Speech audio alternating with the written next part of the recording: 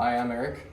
Today we're going to be talking about how you put together the Corghi 9830 rim clamp. First thing you're going to be doing is you're going to be removing the rear panel off the machine. This cover here has 4 bolts on both sides. On the inside, you're going to be finding the power cord, and it's going to have the actual nut laying in there as well. You'll be pulling it through, tightening the nut down, and making sure that its outer color is also snug.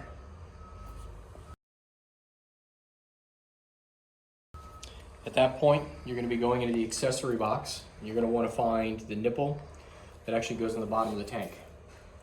Going ahead and lift the tank up. You're going to mount it with 6 17mm nuts. There is no torque specs that are necessary for this.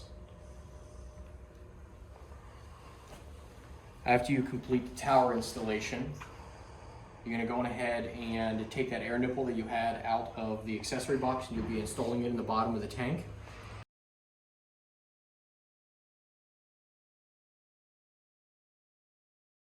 And then installing the inflation hose using a little bit of WD-40 on the inside and tightening down the hose clamp.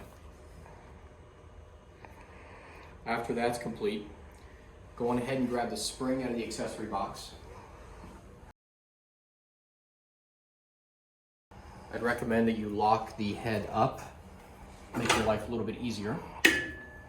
You'll be finding the spring, a spacer, and this cap.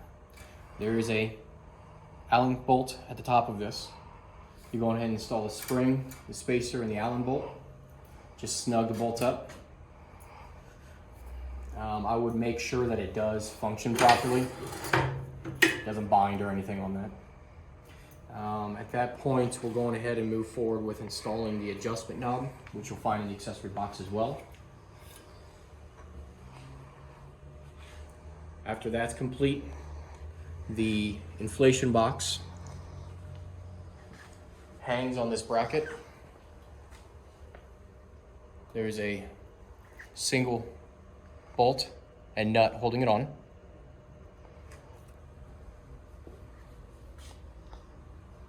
Once that's installed, I would also grab the pressure gauge for the tank.